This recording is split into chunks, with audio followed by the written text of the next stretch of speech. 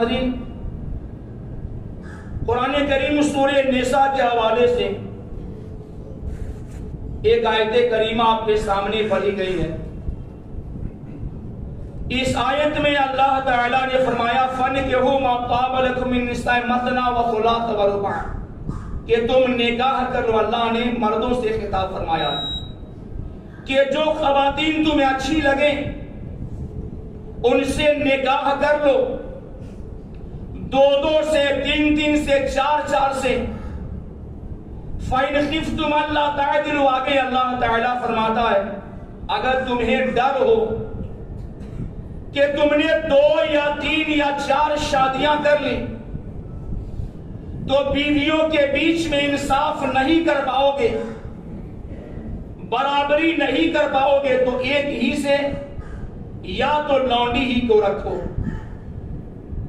تو اس آیت کریمہ کے حوالے سے اللہ تعالیٰ نے مسلمانوں کو اس بات کا حکم دیا ہے کہ اگر وہ شادی کی عمر کو پہنچ جائیں تو جو خواتین کو اچھی لگے دو سے یا تین سے چار سے اللہ نے شادی کرنے کی اجازت دی ہے۔ اور ساتھ میں اللہ نے فرمایا کہ بیویوں کے بیچ میں انصاف کرنا بہت ہی زیادہ ضروری ہے۔ کسی انسان کو ڈر ہو کہ ان کے بیچ میں انصاف نہیں کر پائے گا تو پھر دو یا تین یا چار شادیاں نہ کی جائیں بلکہ ایک ہی شادی سے کام چلایا جائے۔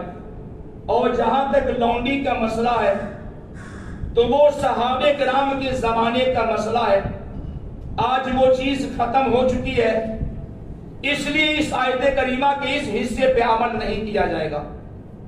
تو اس آیت کریمہ کے حوالے سے اللہ تعالیٰ کہنا یہ چاہتا ہے کہ جو بھی شادی کرنا چاہتے ہوں اور شادی کی عمر کو پہنچ گئے ہوں انہیں اللہ تعالیٰ نے شادی کر لینے کا، نکاح کرنے کا حکم دیا ہے۔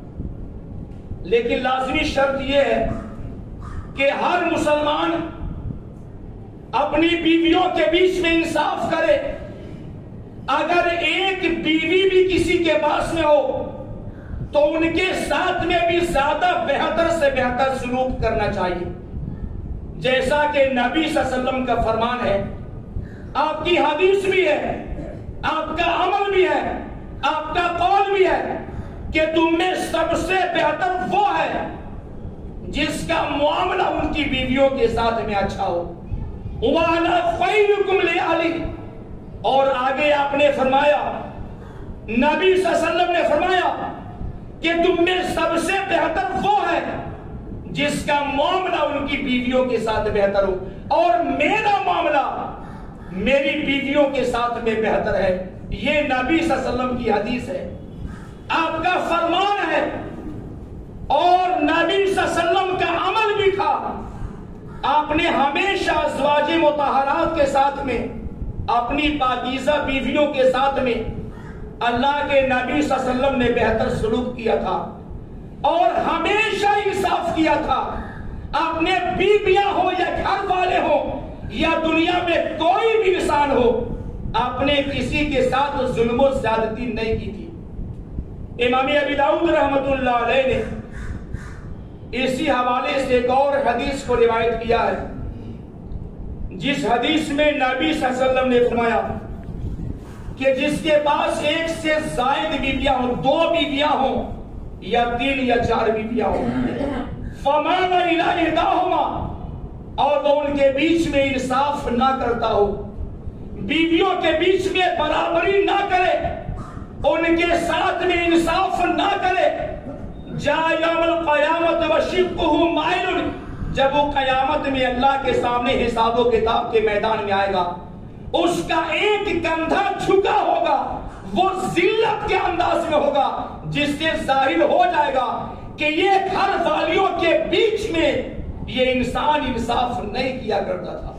تو اللہ تعالیٰ کا حکم ہے اور نبی صلی اللہ علیہ وسلم کا فرمان ہے کہ ہمیں بیویوں کے ساتھ میں انصاف کرنے کا حکم دیا گیا ہے۔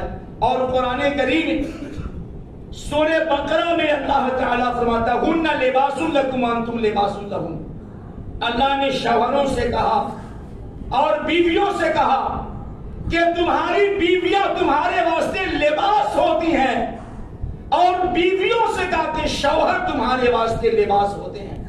لباس جو ہم کپڑے پہنتے ہیں وہ لباس ہوتا ہے، اور ہم میں سے ہر شخص یہ بات جانتا ہے کہ لباس کے ذریعے عیب چھپ جاتے ہیں، لباس کے ذریعے ستر پوشی ہوتی ہے، لباس کے ذریعے زیب و زینت بھی بندہ اختیار کرتا ہے۔ تو اللہ فرماتا ہے ہن لباس لکم، تمہاری جو بیویاں ہوتی ہیں وہ تمہارے واسطے لباس ہیں اور تم ان کے واسطے لباس ہو۔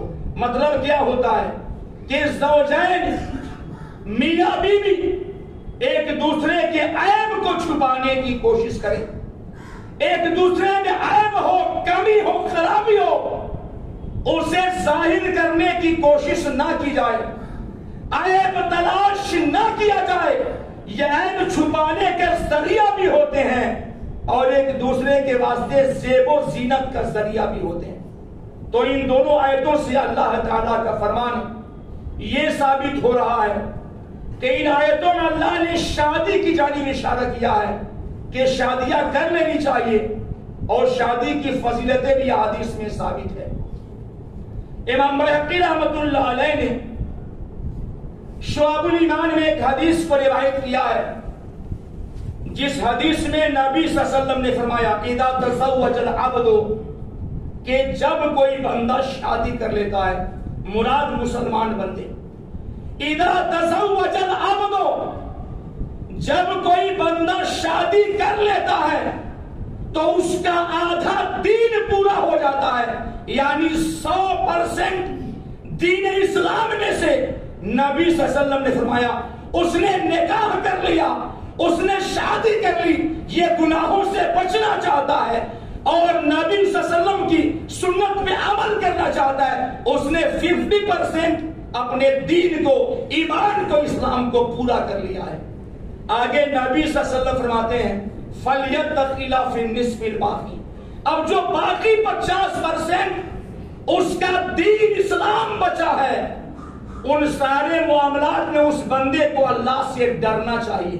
اس لیے حدیث میں آتا ہے کہ جو انسان زنا کر لے، اگر وہ شادی شدہ ہے، اس کے پاس خواہشات کی تکمیل کا جائز اللہ نے ذریعہ دے رکھا ہے، پھر بھی گناہ کرے، اسے پتھروں سے مار مار کے ہلاک کرنے یا رجم کرنے کا حکم دیا گیا ہے۔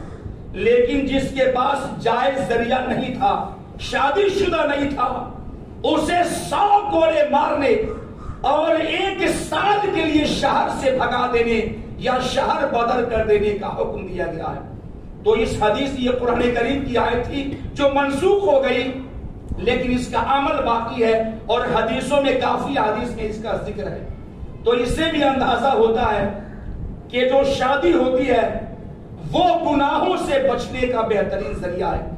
اور صحیح بخاری میں، صحیح مسلم میں روایت ہے، عبداللہ ابن مسعود رضی اللہ تعالی عنہ بیان فرماتے ہیں کہ اس حدیث میں نبی صلی اللہ علیہ وسلم نے فرمایا یا معاشر الشباب، اس میں نوجوانوں سے نبی صلی اللہ علیہ وسلم نے خطاب فرمایا، یا معاشر الشباب، اے نوجوانوں کی جماعت، من استطاع منکم الباءۃ فلیتزوج، اے نوجوانوں کی جماعت، تم میں سے جو بھی شادی کی طاقت پائے اسے چاہیے کہ وہ شادی کر لے۔ یعنی بدن کے اعتبار سے، ظاہری اعتبار سے کوئی انسان شادی کرنا چاہتا ہو، شادی کے سبھی اسباب موجود ہوں، تو نبی صلی اللہ علیہ وسلم فرماتے ہیں انہیں شادی کر لینی چاہیے۔ وَمَن لَّمْ يَسْتَطِعْ فَعَلَيْهِ بِالصَّوْمِ، لیکن جو شادی تو کرنا چاہتا ہے لیکن کوئی انتظام نہیں ہے، نہایت فقیر ہے وہ بندہ، آمدنی کا کوئی ذریعہ نہیں اور وہ کوئی کام کاج کر بھی نہیں سکتا ہے، تو نبی صلی اللہ علیہ وسلم نے فرمایا کہ جس کے پاس استطاعت نہ ہو، گنجائش نہ ہو، فَعَلَيْهِ بِالصَّوْمِ، اسے روزوں کا اہتمام کرنا چاہیے، اسے نفلی روزے رکھنے چاہیے۔ جو شادی کرنا چاہتا ہو انتظام ہو وہ شادی کر لے، اور جس کے پاس استطاعت نہ ہو اسے روزے رکھنے کا شریعت میں حکم دیا گیا ہے۔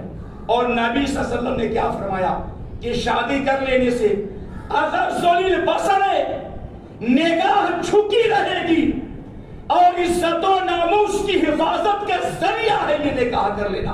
اس لیے آپ دیکھیں کہ جو انسان شادی کر لیتا ہے وہ گناہوں سے بچنے والا بن جاتا ہے۔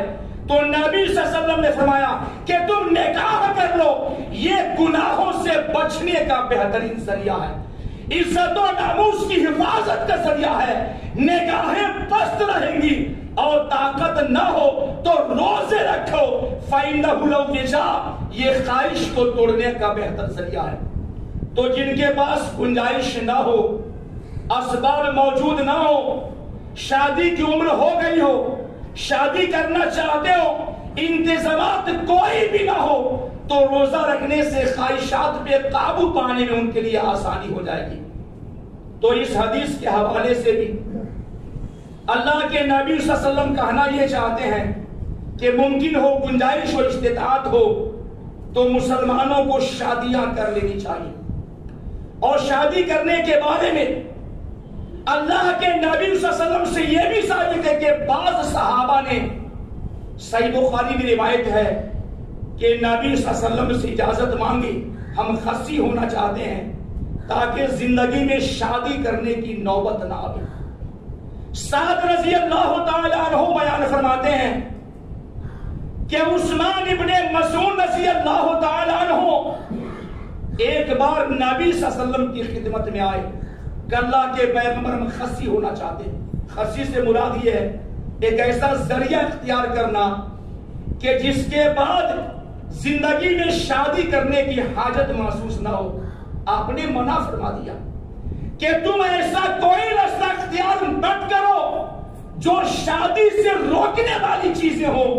صحابی کہتے ہیں لو عزینا، اگر نبی صلی اللہ علیہ وسلم ہمیں اجازت دے دیتے کہ تم خصی ہو جاؤ تاکہ شادی نہ کرنی پڑے تو ہم خصی ہو جاتے تاکہ شادی سے ہم دور ہو سکیں۔ تو اس حدیث کے حوالے سے بھی اللہ کے نبی صلی اللہ علیہ وسلم کہنا یہ چاہتے ہیں کہ ہو سکے تو شادیاں کر لی جائیں۔ اور بعض صحیح روایتوں میں ہے کہ جو خواتین زیادہ بچے پیدا کرنے والیاں ہوں، اللہ کے نبی صلی اللہ علیہ وسلم نے اور اللہ تعالیٰ نے ان خواتین سے مسلمانوں کو شادی کرنے کا حکم دیا ہے۔ تو ان حدیثوں کے حوالے سے بات یہ ثابت ہو رہی ہے کہ ممکن ہو، گنجائش ہو اور سبھی اسباب موجود ہوں تو مسلمانوں کو چاہیے کہ وہ شادی کر لیا کرے۔ شادی کے حوالے سے جو سب سے اہم دو چار باتیں ان میں سے پہلی بات تو یہ کہ ہم جب بھی رشتہ دیکھیں تو ساری چیزوں میں سب سے زیادہ ہمیں دینداری پہ دھیان دینا چاہیے، دینداری کو ترجیح دینے چاہیے۔ امام ترمذی رحمۃ اللہ علیہ نے اپنی جامع ترمذی میں ایک حدیث کو روایت کیا ہے۔ انس بن مالک رضی اللہ تعالی عنہ بیان فرماتے ہیں کہ اس حدیث میں نبی صلی اللہ علیہ وسلم نے فرمایا اذا خطب الیکم من ترضون دینہ وخلقہ فزوجوہ۔ آپ نے فرمایا کہ جب کوئی ایسا انسان تمہارے گھر میں شادی کا پیغام بھیجے جو دیندار بھی ہو، خلیق بھی ہو، دیندار بھی ہو، اخلاق مند بھی ہو، فزوجوہ، اس کی شادی تم کروا دیا کرو۔ اللہ کے نبی صلی اللہ علیہ وسلم کہنا یہ چاہتے ہیں کہ تمہارے گھروں میں تمہاری بیٹیوں سے، بہنوں سے شادی کرنے کے لیے کوئی پیغام نکاح دینا چاہتا ہو، اگر وہ دیندار ہے، پرہیزگار ہے، اخلاق مند ہے، تو ایسے رشتے کا انکار نہ کیا جائے۔ آگے نبی صلی اللہ علیہ وسلم کہتے ہیں ایسا نہیں کرو گے، دیندار کو ترجیح نہیں دو گے، تکن فتنۃ فی الارض وفساد عریض، زمین میں فتنہ برپا ہو جائے گا اور بہت بڑا فساد برپا ہو جائے گا۔ آج دیکھیے بہت سارے زوجین کے رشتے صحیح نہیں ہیں، بہت سارے میاں بیوی ہیں، ان کے وہ تعلقات نہیں ہیں، وہ محبت نہیں ہے، وہ لگاؤ نہیں ہے جو شریعت ہم سے چاہتی ہے۔ ابن ماجہ میں حدیث ہے، نبی صلی اللہ علیہ وسلم نے فرمایا کہ میں نے نہیں دیکھا، یہ نبی صلی اللہ علیہ وسلم کہتے، میں نے نہیں دیکھا کہ نکاح کرنے کے بعد جیسی محبت جوڑی میں ہو جاتی ہے، زوجین میں ہو جاتی ہے، میاں بیوی میں جیسی محبت ہو جاتی ہے، ہم نے ویسی محبت کہیں اور نہیں دیکھی ہے۔ تو شریعت یہ چاہتی ہے کہ زوجین کے رشتے اچھے ہونے چاہیے، محبت شدید ہونی چاہیے، لیکن یہ بات بھی سچ ہے اس محبت کی بنیاد پہ ہم دین سے دور نہ ہو جائیں۔ جائز دائرے میں شریعت جو چاہتی ہے اس انداز میں زوجین کے رشتے بھی کافی زیادہ اچھے ہونے چاہیے۔ تو نبی صلی اللہ علیہ وسلم نے فرمایا کہ شادی کرنے کے موقع سے اگر دینداری کو ترجیح نہیں دو گے تو فتنے برپا ہوں گے، فساد ہوگا، خرابیاں ہوں گی، عین ممکن ہے کہ رشتے زیادہ دیر تک چل بھی نہ پائیں۔ امام مسلم رحمت اللہ علیہ نے اسی حوالے سے ایک اور حدیث کو روایت کیا ہے، جس حدیث میں نبی صلی اللہ علیہ وسلم نے فرمایا تنکح المرأة لأربع لمالها ولحسبها ولجمالها ولدینها فاظفر بذات الدین تربت یداک۔ آپ نے فرمایا کہ 4 چیزوں کی بنیاد پہ عام طور پہ شادیاں ہوتی ہیں۔ کوئی بھی آدمی شادی کرنا چاہتا ہے خاتون سے تو اس کی مالداری کو دیکھتا ہے کہ مالدار خاندان سے ہے کہ نہیں، حسب و نسب کیسا ہے، خاندان کیسا ہے، بڑا خاندان ہے کہ نہیں، وہ خوبصورت ہے کہ نہیں، زیادہ مال ہے کہ نہیں، اور چوتھے نمبر پہ دینداری ہے کہ نہیں۔ تو نبی صلی اللہ علیہ وسلم نے کہا حسب و نسب دیکھتے ہیں، مالداری دیکھتے ہیں، خوبصورتی دیکھتے ہیں، اور سب سے آخر میں دینداری کو دیکھتے ہیں۔ اب نبی صلی اللہ علیہ وسلم کیا فرماتے ہیں، فاظفر بذات الدین، تم دینداری کو ترجیح دیا کرو۔ یہ 3 چیزیں اگر حسن و جمال بھی زیادہ نہ ہو، خوبصورتی بھی زیادہ نہ ہو، زیادہ میش پیسے بھی نہ ہو، بہت بڑا خاندان بھی نہ ہو، اگر وہ دیندار ہیں انہیں ترجیح دیا کرو، ایسے رشتے اختیار کر لیا کرو، ورنہ تمہارے ہاتھ خاک آلود ہو جانے والے ہیں۔ تو اس حدیث کے حوالے سے اللہ کے نبی صلی اللہ علیہ وسلم کہنا یہ چاہتے ہیں کہ دینداری کو ہم ترجیح نہیں دیں گے تو ہاتھ خاک آلود ہو جائیں گے، ہم نامراد ہو جائیں گے۔ اگر شادی بیاہ کے موقع سے بھی ہم دینداری کو ترجیح نہیں دیتے ہیں تو، اور نبی صلی اللہ علیہ وسلم کا فرمان ہے کہ دنیا کی ساری نعمتوں میں نیک خاتون یا نیک بیوی سے قیمتی کوئی اور نعمت نہیں ہوتی ہے۔ صحیح بخاری شریف میں حدیث ہے دنیا کلھا متاع، دنیا ساری فائدہ اٹھانے کی چیز، الدنیا کلھا متاع، اللہ نے جو بھی حلال جائز چیزوں کو پیدا کیا ہے وہ ساری چیزیں بندوں کے فائدوں کے واسطے پیدا کی گئی۔ وَخَيْرُ مَتَاعِ الدُّنْيَا الْمَرْأَةُ الصَّالِحَةُ، ساری مفید چیزوں میں جو نیک خاتون ہوتی ہیں وہ سب سے زیادہ بہتر ہوتی ہیں۔ تو اس حدیث کے حوالے سے بھی اللہ کے نبی صلی اللہ علیہ وسلم کہنا یہ چاہتے ہیں کہ نیک رشتوں کو تلاش کیا جائے، اور یہ جو نیکی ہوتی ہے، یہ جو اچھائی ہوتی ہے، یہ جو خیر ہوتا ہے، یہ جو بھلائی ہوتی ہے، یہ جو دینداری ہوتی ہے، یہ جو تقوی ہوتا ہے، یہ مردوں میں خواتین میں، یہ دونوں میں ہمیں تلاش کرنا چاہیے۔ ایسا نہ ہو کہ خواتین دیندار تلاش کیے جائیں اور شادی کرنے والا دلہا کبھی زندگی میں نماز نہ پڑھتا ہو، تو دونوں کو دیندار ہونا چاہیے۔ شریعت نے جہاں پہ مردوں سے کہا ہے کہ دیندار خواتین کو ترجیح دو، وہاں پہ ولیوں سے کہا ہے کہ جس آدمی سے اپنی بیٹی کی شادی کرنا چاہتے ہو وہ بھی نیک ہونا چاہیے، اس کا بھی دیندار ہونا بہت زیادہ ضروری ہے۔ اسلام ہمیشہ چاہتا ہے کہ لوگوں کے تعلقات خراب نہ ہونے پائے، اور حدیث میں آتا ہے، صحیح مسلم کی روایت میں ہے کہ جب زوجین کے رشتے خراب ہو جاتے ہیں، میاں بیوی کے تعلقات خراب ہوتے ہیں، تو ظاہر سی بات ہے گمراہ کرنے میں، ذہن خراب کرنے میں، بہکانے میں، ہر گناہ کے پیچھے شیطان کا بھی ہاتھ ہوتا ہے جو بندوں سے گناہ کرواتا ہے۔ شیطان کا جو سردار ہے بہت خوش ہوتا ہے تم نے بہت بڑا کام کیا. اور صحیح مسلم کی حدیث میں ہے کہ بقیہ گناہوں کا تذکرہ بھی اس کے کارندے کرتے ہیں تو کہتا ہے تم نے کوئی بڑا کام نہیں کیا ہے. لیکن جب ایک شیطان کا چیلا کہتا ہے کہ میں نے زوجین کے رشتوں کو خراب کر دیا ہے, میاں بیوی کے تعلقات خراب ہو گئے ہیں, کہتا ہے بہت بڑا تم نے کام کیا. اپنی گدی میں بیٹھا لے, تخت میں بیٹھا لیتا ہے, فَيُدْنِيهِمْ مِنْهُ, شیطان کا جو سردار ابلیس ہوتا ہے اس کو اپنے سے زیادہ قریب کر لیتا ہے. آپ سوچئے کہ شیطان کی نگاہ میں میاں بیوی کے رشتے کا خراب ہونا کتنا بڑا کارنامہ ہے. اس کے کئی اسباب ہیں کہ جب زوجین کے رشتے خراب ہوتے ہیں تو دونوں گناہ ہمیں پڑ جاتے ہیں, ایک دوسرے میں عیب تلاش کرتے ہیں, پھر وہ جھوٹ بھی بول سکتے ہیں, پھر وہ خائن بھی ہو سکتے ہیں, پھر وہ گناہ کی جانب مائل بھی ہو سکتے ہیں. اس لیے اللہ تعالیٰ چاہتا ہے, شریعت یہ چاہتی ہے کہ زوجین کے رشتے خراب نہ ہونے پائے. اس کے لیے ضروری ہے کہ رشتہ کرنے کے موقع سے دینداری کو ترجیح دی جائے. اسی طریقے سے شادی بیاہ میں ایک اور اہم چیز ہے کہ حق مہر کو ادا کیا جائے.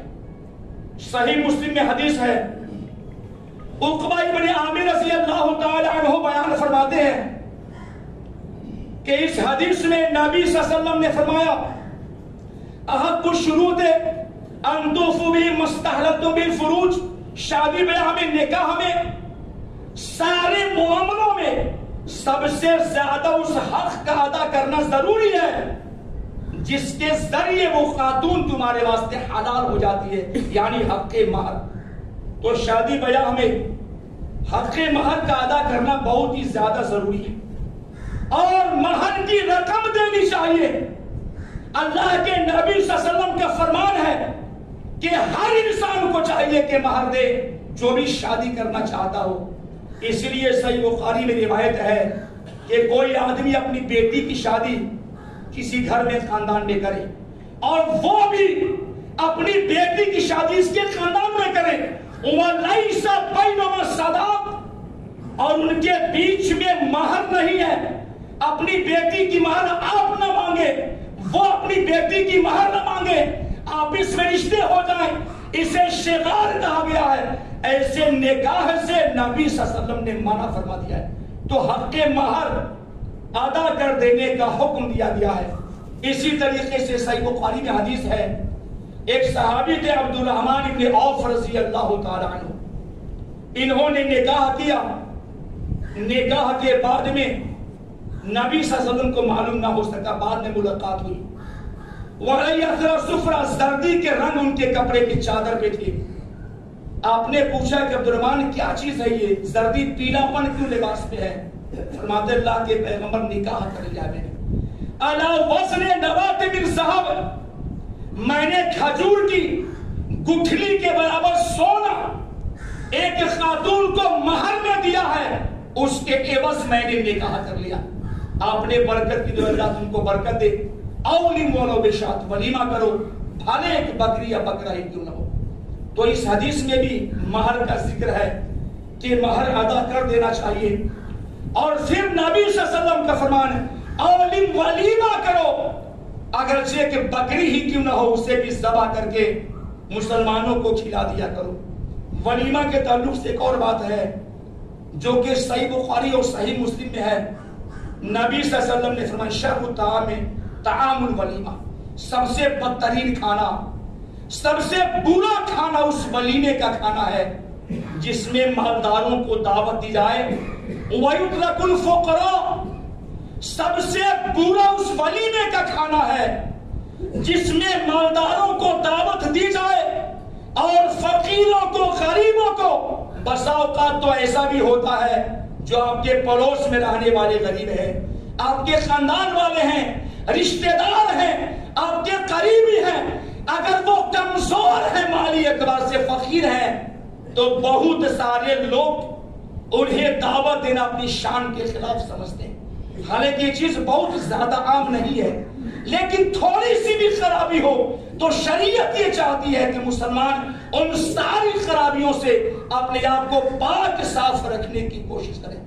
تو نبی صلی اللہ علیہ وسلم نے فرمایا جس میں مالداروں کو دعوت دی جائے, فقیروں کو چھوڑ دیا جائے, یہ بدترین کھانا ہے. اس کے بعد بھی آپ نے فرمایا اور جس نے ولیمے کی دعوت کو چھوڑ دیا گویا اس نے اللہ تعالیٰ کی اور اس کے نبی صلی اللہ علیہ وسلم کی نافرمانی کر لی.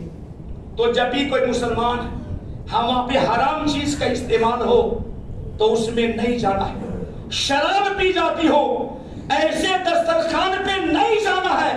حرام چیزیں شامل ہو جائیں اس میں جمع ہونے سے, اس دعوت میں شریک ہونے سے شریعت نے منع فرما دیا.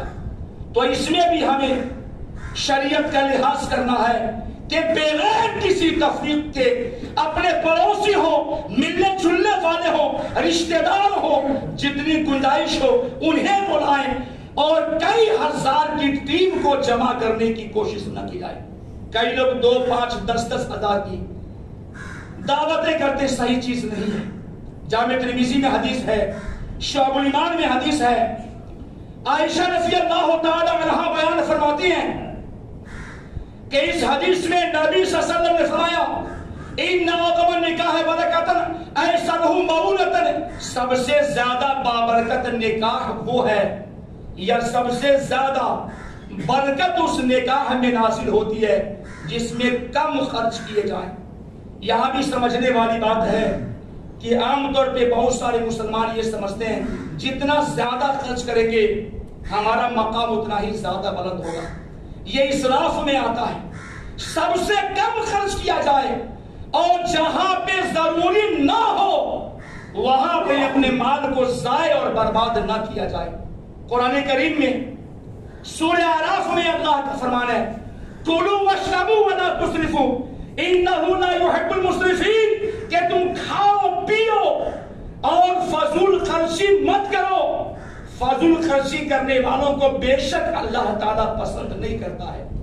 یہ بات محتاج بیان نہیں کہ ہمارے کسی عمل کی وجہ سے, کسی گناہ کے حساب سے اللہ اعلان کرتے قرآن کریم میں تم نے یہ کام کیا ہے, تم ہمیں پسند نہیں ہو, تو یہ بہت بڑی بدنصیبی کی بات بن جائے گی. اس لیے ہمیں شادیوں میں بھی یا منگنی کے موقع سے فضول خرچی کرنے سے بچنے کی کوشش کرنی چاہیے. ایک اور موقع سے قرآن کریم میں اللہ فرماتا ہے ان المبذرین کانوا اخوان الشیاطین, کہ بے شک فضول خرچی کرنے والے یہ شیطانوں کے بھائی ہوتے ہیں. آپ سوچئے ہم نے جائز طریقے سے پیسے کمائے, حلال رستے سے کمائے, اللہ پوچھے گا من این اکتسبہ وفیما انفقہ, بندے بتاؤ تم نے مال کہاں سے کمایا, کہاں پہ خرچ کیا. یہ دونوں چیزیں ہمیں اللہ کے سامنے جواب دینی ہوں گی. اس لیے حلال طریقے سے کمائیں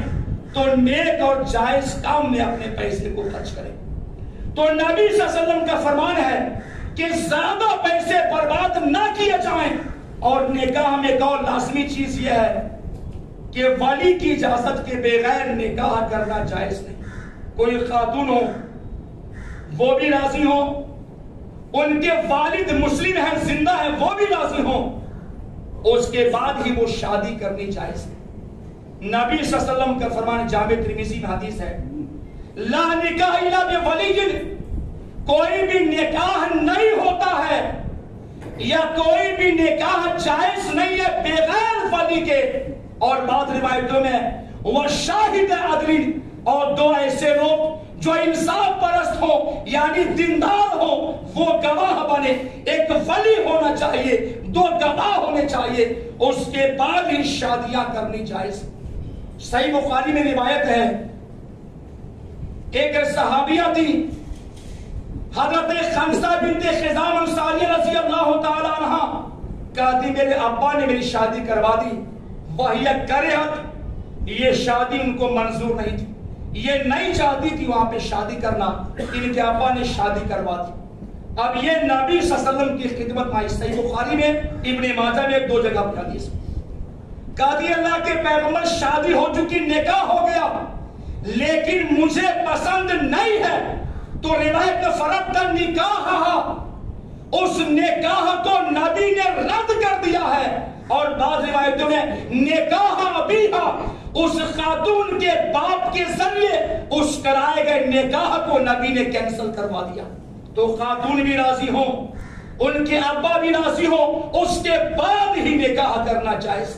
جہاں تک دلہے کا مسئلہ ہے، ان کے والدین کو بھی راضی رکھیں، لیکن کسی صورت میں جو شادی مرد کرنا چاہتا ہو ان کے ابا راضی نہیں ہوتے ہیں تو بھی نکاح کرنا جائز، مناسب ہے، بہتر ہے، ضروری ہے کہ لڑکا بھی اپنے والدین کو سمجھائے، لیکن کسی صورت میں اگر لڑکی والے دیندار ہوں، خاندان والے ہوں، اگر وہ جہیز نہ دے پائے، جو کہ شریعت میں ثابت نہیں ہے مانگنا، اس وجہ سے لڑکے کے والدین راضی نہیں ہوتے ہوں، تو ولی کی جو شرط ہے وہ دلہن کی جانب سے ہے، دلہا کی جانب سے نہیں ہے۔